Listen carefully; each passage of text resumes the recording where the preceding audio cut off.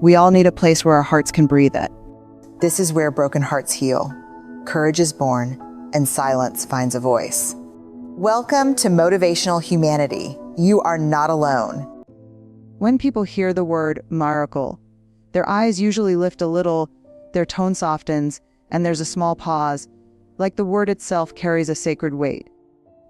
We think about something rare and extraordinary, something that breaks through the impossible. We picture a healing that defies every medical prognosis, a breakthrough that comes after years of struggle, a moment that feels like the whole universe just bent in your favor. And while those things are real and worth celebrating, I've learned something deeply personal: miracles almost never start in the outside world. They don't begin in the hospital room or the courtroom or at the moment you get the call that changes your life. They begin inside of you, quietly, secretly, long before you see anything with your eyes.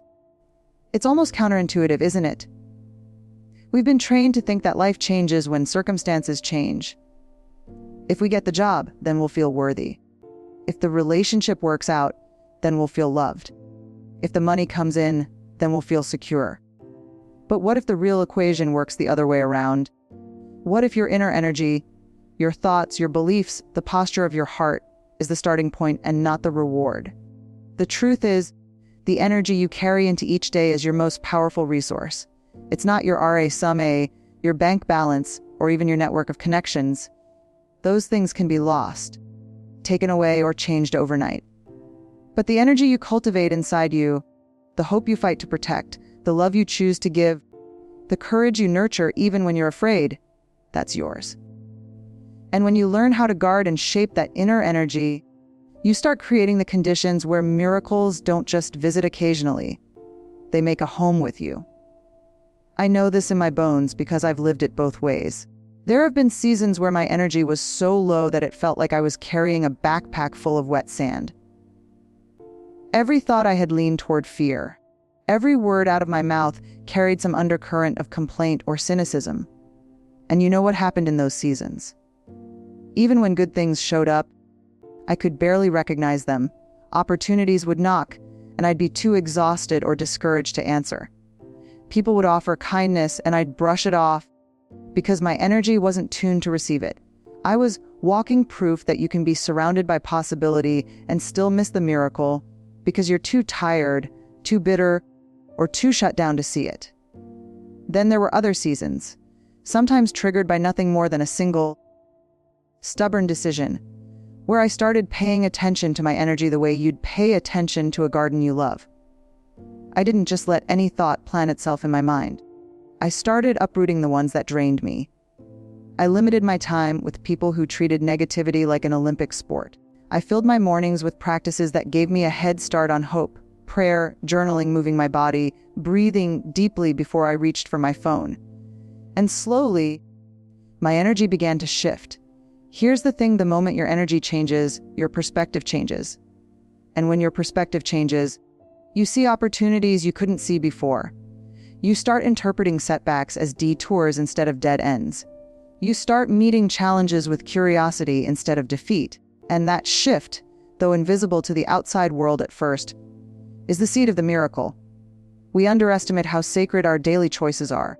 We think the big turning points in life are rare, once in a decade moments, but the truth is, your life is shaped in the smallest decisions. Every morning, you get to decide, will I carry bitterness into today, or will I choose gratitude? Will I let fear set the tone for my conversations, or will I lead with faith? Will I focus on what's broken, or will I notice what's still beautiful? Those micro decisions become the frequency you broadcast into the world, and that frequency is what calls in the people, opportunities, and breakthroughs you need. Think about it this way: if you've ever walked into a room where tension was thick, you didn't need anyone to tell you what was happening, you felt it. Energy is that real. And the reverse is also true. You've met people whose presence feels like sunlight on your skin, people who make you breathe easier just by being there. That's the kind of energy that not only attracts miracles, but becomes a miracle for someone else. Now, I can almost hear someone saying, "That's great, but you don't know what I'm going through. You don't know how impossible my situation feels." And you're right. I don't know your exact story. But I do know this: guarding your inner energy is most important when life feels the most impossible. That's when negativity feels justified, when hope feels naive, when love feels like too much work. But it's also when your energy has the most power to change your reality. Here's what I've learned in my own darkest valleys. The energy you carry when you can't yet see the miracle is the energy that shapes the miracle when it comes. If you're in a season of loss, your energy can either chain you to that loss or carry you toward healing. If you're in a season of waiting, your energy can make that waiting feel like torment or like preparation. You get to choose whether the atmosphere around your life feels heavy and closed or open and expectant. And yes, this takes intention. You will have days where it feels like your energy tank is empty before breakfast. That's okay. On those days, the bravest thing you can do is reach for even the smallest thing that lifts you.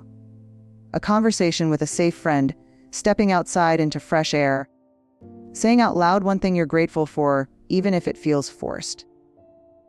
Protecting your energy isn't about being positive all the time.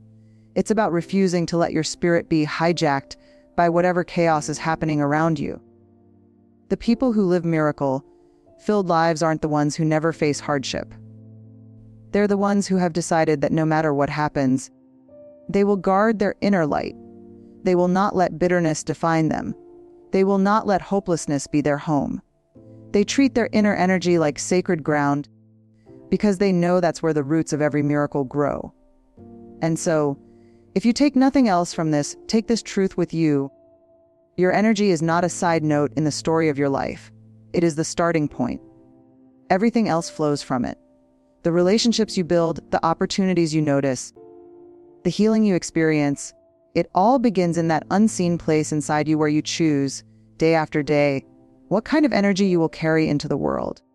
And when you choose wisely, when you choose hope, love, courage, gratitude, you create a life where miracles aren't just possible, they're inevitable.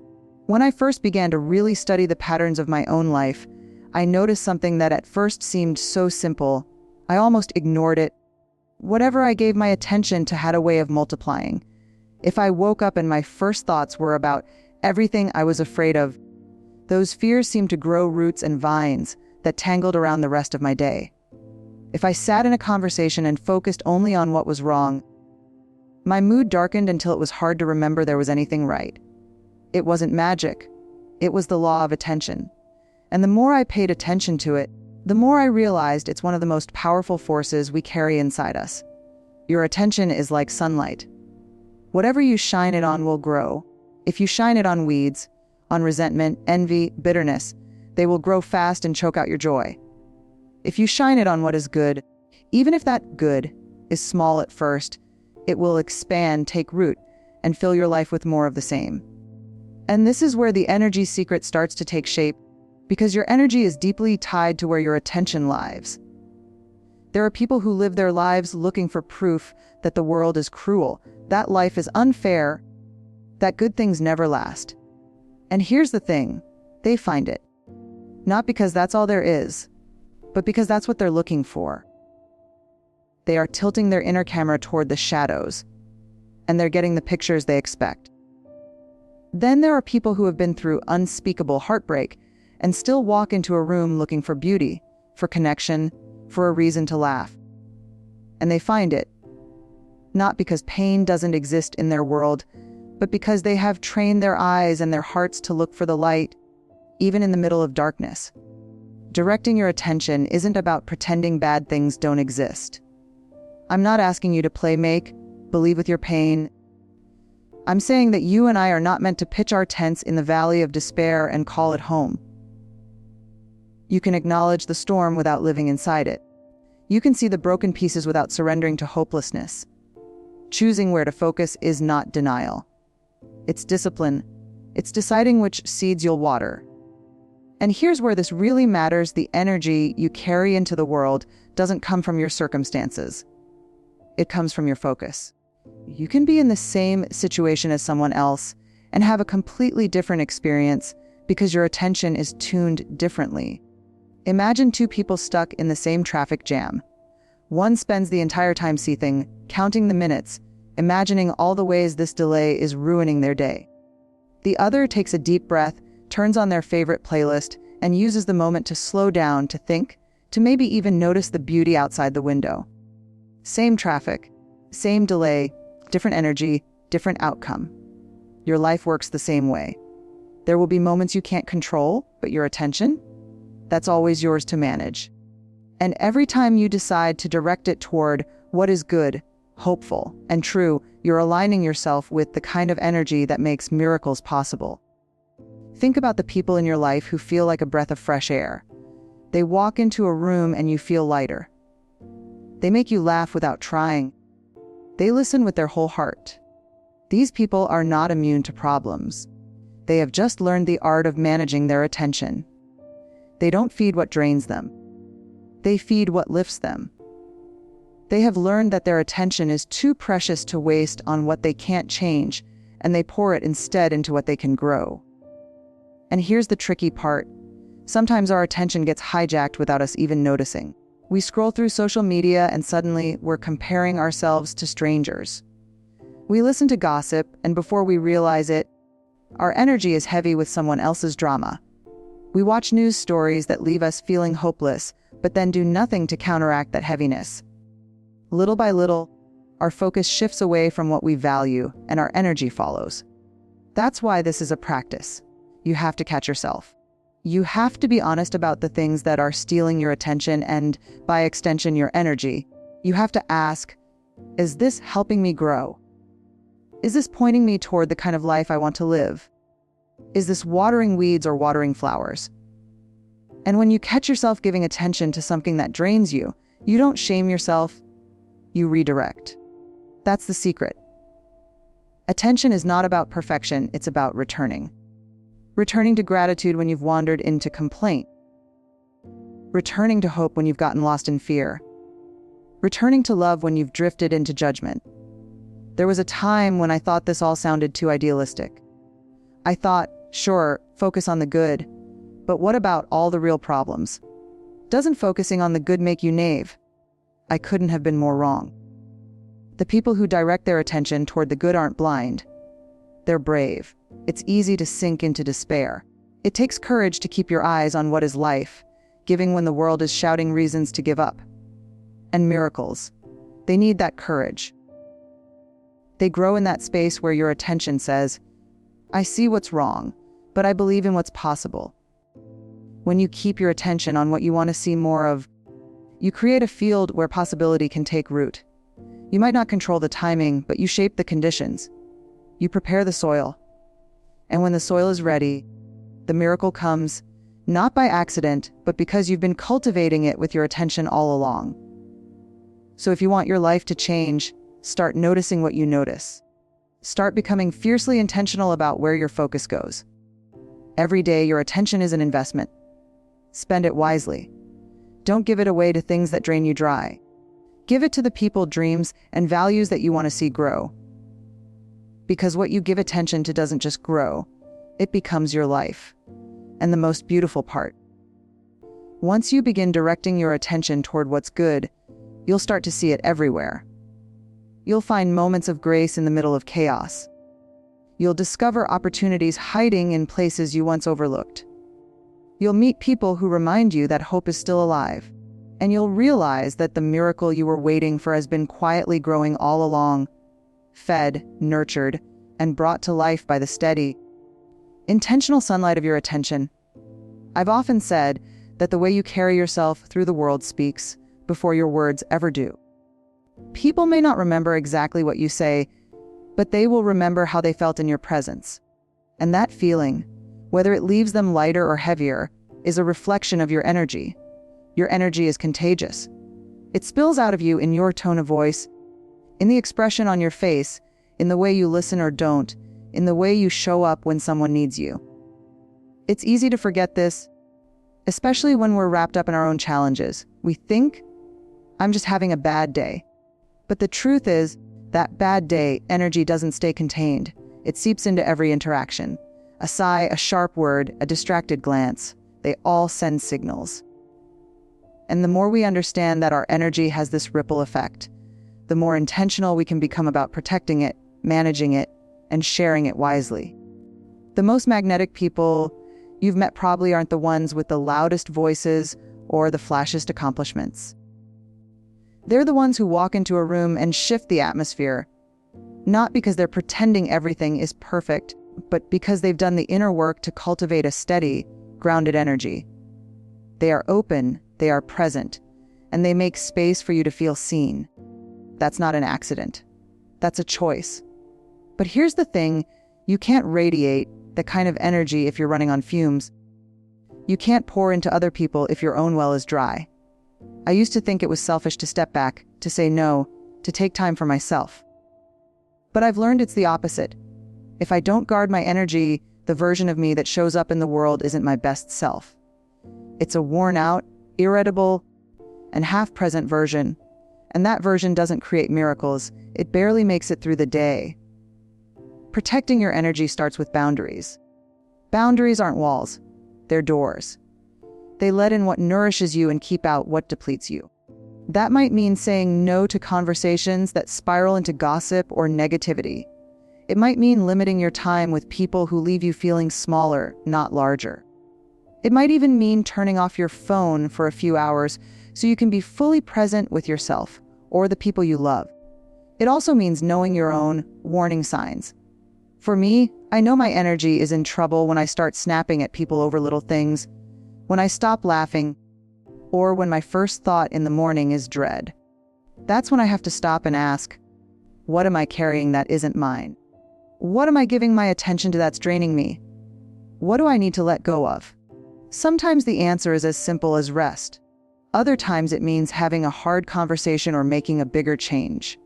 But the key is to notice before your energy gets so low that you can't recover easily. And here's the beautiful part. When you do protect and refill your energy, it doesn't just benefit you. It benefits everyone you touch. A rested, hopeful, open-hearted you is a gift to your family, your friends, your colleagues, even strangers. Your energy sets the tone for your relationships. It shapes how others respond to you. It even influences the opportunities that find their way to you. There's another layer to this. Your energy doesn't just impact people in the moment. It can leave a lasting impression. Think about the teachers you remember most from school. Maybe they taught you math or history, but what really stayed with you was how they made you feel. Their energy, the patience, the encouragement, the belief they carried, became a part of your story. In the same way, your energy is writing itself into the stories of the people around you, whether you realize it or not. Now, this doesn't mean you have to be up all the time. That's not real life, and it's not healthy. Being authentic means letting people see you in your full humanity, which includes tired days, sad days, and frustrated days. But there's a difference between sharing honestly and dumping unprocessed negativity onto others. You can be real about your struggles while still being mindful of the energy you're passing along. You can say, I'm having a hard time, but I'm working through it, instead of letting your hardship become a storm that soaks everyone in the room. And here's the other half of the secret. When you learn to manage your own energy, you gain the power to influence the energy of a space. If you walk into a tense meeting and you stay calm, others will often mirror that calm. If you bring genuine excitement into a gathering, that excitement can spread. It's not manipulation, it's leadership at its most human level. It's understanding that energy is a shared resource, and we all contribute to the quality of it. So, if you want more miracles in your life, start by becoming the kind of person who carries miracle-making energy. Be the one who listens without rushing. Be the one who finds something to celebrate, even in the smallest wins. Be the one who, in a world full of hurry and distraction, slows down enough to look someone in the eye. These are small actions, but they create ripples, and those ripples can turn into waves. Of course, there will be times when someone tries to pull you into their chaos. There will be days when the world feels heavy and you're tempted to match that heaviness. But that's when protecting your energy matters most. You don't have to absorb every emotion that walks into the room. You can choose to be an anchor in the storm instead of another ship tossed around by the waves. And here's a truth that's changed me. When you choose to carry light, you often become the miracle someone else was praying for. You might not even know it. You may never hear the story.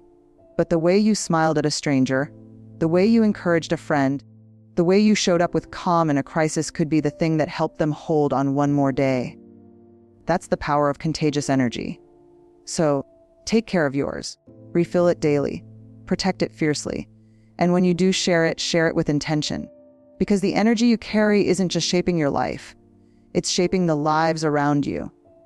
And when enough of us start carrying energy that's rooted in love, hope, and courage, that's when miracles stop being rare events and start becoming the atmosphere we live in. There's a kind of magic that happens when energy and faith collide. I'm not talking about a fleeting burst of motivation that fades after a few days, or a blind optimism that refuses to look reality in the face. I'm talking about the deep, unshakable force that emerges when your inner energy is charged with belief, not just in yourself, but in something bigger than yourself. That combination changes everything. Here's why energy without faith can take you places, but often in circles. You can be working hard, pushing forward, grinding through your days. But if you don't believe in the direction you're moving, your momentum feels empty. It's like being on a treadmill. You're sweating, you're moving, but you're not getting any closer to what your soul is longing for. On the flip side, faith without energy is like having a beautiful sailboat with no wind. You can believe with all your heart that the shore you dream of is out there, but without the energy to take action, you stay in the same place, staring at the horizon. But when faith and energy meet, something shifts. Faith gives your energy direction, and energy gives your faith momentum. Faith whispers, "It's possible," and energy answers, "Let's go find out." Together, they create movement that's not just random, it's purposeful. And that's the movement miracles love to ride in on. I think about times in my life when I was waiting for something to change. There was a stretch where I prayed every single day for a breakthrough, and I believed it could happen. But deep down, I wasn't doing anything that aligned with that belief. I was waiting for the miracle to arrive fully assembled at my doorstep, without realizing that sometimes the miracle is built piece by piece through our choices, our actions, and our persistence. My faith was alive, but my energy wasn't engaged. And because of that, nothing shifted. Then there were other seasons when my energy was sky high. I was trying everything, hustling hard, running from one opportunity to another. But my faith was shaky. I didn't really believe it would work. I was operating out of fear that if I stopped moving, everything would fall apart. And fear-driven energy burns fast. It left me exhausted, depleted, and no closer to the life I wanted. It wasn't until I learned to marry the two, to put my belief and my energy on the same page, that I started to see miracles show up in ways I could never have engineered on my own. And here's the truthy, you don't have to feel ready for this alignment. You just have to decide you're willing to step into it. Faith doesn't require proof to begin, and energy doesn't require certainty to move. Sometimes you start with the tiniest action toward what you hope for, and in doing so, you strengthen your faith. Other times, you start by nurturing your belief, and that belief fuels you to take action. There's a story I carry close to my heart about a woman I knew who had been unemployed for over a year. She had faith that the right job would come, but she also knew she couldn't just sit in her living room waiting. So every day, she woke up, got dressed as if she already had somewhere to be, and spent her mornings applying for jobs, networking, learning new skills. In the afternoons, she volunteered at a local shelter. She didn't know if those actions would lead directly to her breakthrough, but she aligned her energy with her faith. And one day, through someone she met while volunteering, she was offered a position that was better than anything she'd imagined. That's the thing about miracles. They often arrive through pathways your mind could never have plotted out. Faith-filled energy also changes how you face obstacles. Without faith, obstacles feel like stop signs. Without energy, they feel like immovable walls. But when you have both, obstacles become detours. Sometimes frustrating, yes, but never final. You see them as part of the process, not proof that you're on the wrong path. That shift in perspective is crucial because miracles rarely unfold in a straight line. This alignment also transforms waiting. Waiting is one of the hardest things we do as human beings. It can feel like wasted time, like your life is on pause. But when your waiting is infused with faith and backed by energy, it becomes preparation. You use the time to grow, to learn, to strengthen yourself for what's ahead. Instead of saying, nothing is happening, you start saying, something is happening in me while I wait. And that growth, though invisible at first, is often the very thing that allows you to receive and sustain the miracle when it arrives.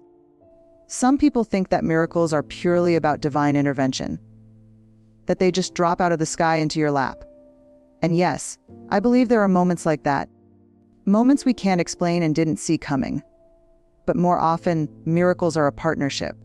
They are born when your willingness meets God's timing, when your action meets grace, when your energy lines up with your belief. You are not a passive observer. You're a participant. And maybe the most beautiful thing about combining energy and faith is that it changes you before it changes your circumstances. You become stronger, braver, more resilient. You learn to trust yourself in the process. You realize you are capable of more than you thought. And when you do see the miracle, it's not just about the outcome. It's about who you became on the way to it. If you've been feeling stuck, I want to challenge you to check in with yourself. Is your faith alive but your energy stagnant? Or is your energy high but your faith running on fumes? Wherever you find the gap, start there. Feed your faith by reminding yourself of what's possible, by surrounding yourself with stories of breakthrough, by spending time in spaces that lift your spirit. Fuel your energy by taking one small, intentional step each day toward what you believe in. It doesn't have to be dramatic. It just has to be consistent. Because here's the thing, miracles aren't just about sudden, dramatic moments. They're often the result of steady, faithful energy building up over time, until one day the dam breaks and everything shifts. And in that moment, you'll realize it wasn't random. It was the natural outcome of living in alignment. Your energy and your faith pulling in the same direction, creating space for the extraordinary to step in. So keep believing, keep moving. Keep showing up as if what you're hoping for is already on its way. Because when your energy meets your faith, you're not just waiting for a miracle, you're walking toward it. And step by step, day by day, you're creating the very conditions where the impossible becomes possible. When we talk about unlocking miracles, most people expect me to share a mystical formula, a spiritual ritual, or some hidden cosmic hack that will flip a switch and make life perfect. But in reality, the miracle is not in bypassing life's hardships. It's in discovering the kind of energy that allows you to stand in the middle of them and still shine. It's in becoming the kind of person who meets life, not from a place of fear or scarcity, but from a deep reservoir of peace, purpose, and courage. That energy doesn't come from a motivational quote on your wall. It's not born from adrenaline or from pretending you're okay when you're not. It's cultivated from the inside out, often in the quiet moments when no one is watching.